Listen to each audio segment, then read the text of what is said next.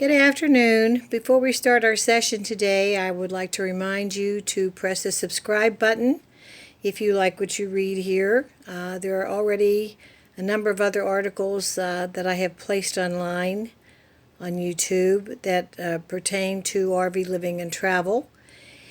So you'll have plenty to read with more to come, and I hope that you will take advantage of that because it will help you. It will help me and it will help you. Many people think that living in an RV is a cheap way to live. It used to be that way. It is not so much anymore. It can still be, but you have to really be careful about how you do it. The trick is to buy an RV for cash if you can, or at least pay as little as you can for it without buying junk. I'm talking about buying a decent travel trailer, motorhome, or whatever. Buy one that is a size that is comfortable to live in. Many are too small. And find a campground that is reasonably priced and well located. And doing things like that, because those things really make a difference. Now, when you stay in a campground year-round, you pay for the electric, but you don't pay for water and sewer. That comes with it. And a lot of times you don't pay for Wi-Fi either, so those can be pretty big savings.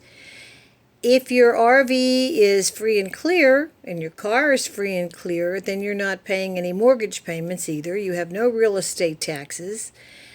And you're not going to have to spend a lot on clothing because you're RVing. You're not going to be getting dressed up for a lot of things. You can have one outfit and that's about it. You will have annual licensing fees. Your RV will be taxed the same as your car is. If you have it on your own property, of course, you will pay, property taxes and things like that. If the RV is attached to the land, then you'll pay for that too. If the RV is not attached, if it's just sitting on it, then you only pay for the land. So there's another way that you can save money. So how much will it cost? Well, that's a good question because each situation is different.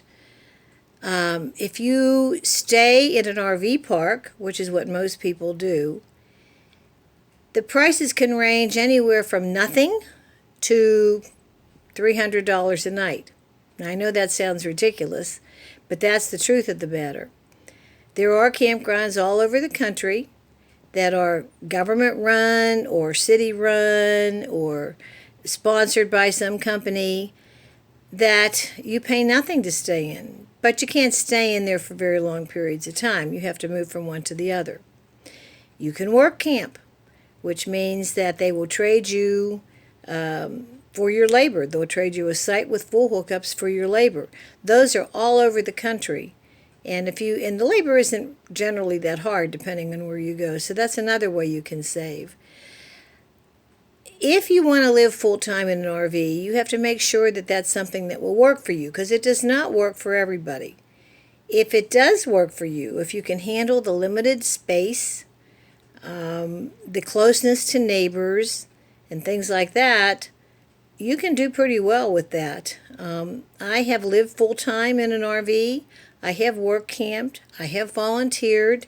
And it's worked really well for me. I didn't mind the small spaces. In fact, I liked them because there was less to clean, less to take care of, and more time for, fun and games and all that. So, how much can you save? Well, in a good-sized city, a year-round campground will cost you anywhere between $400 a month and $1,000 a month. Depends on the amenities they have, depends on their location, depends on the deal you work out with them. The bottom line is, it's your choice.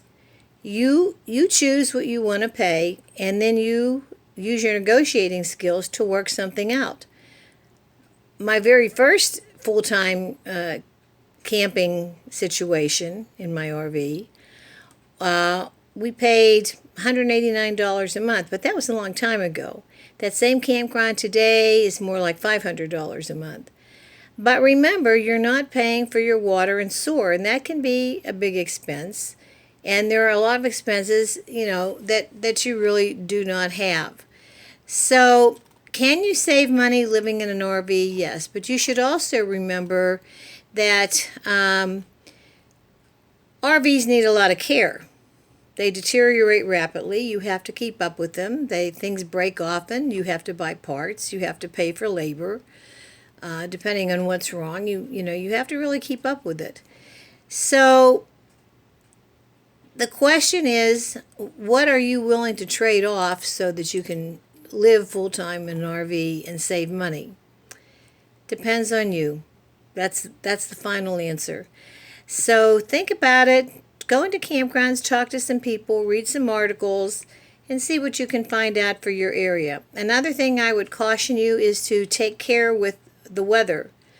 Living in an RV in cold weather is not the same as living in an RV in warm weather climates. There's a big difference in comfort, and that is something to really consider because you don't want to be miserable. You want to be comfortable.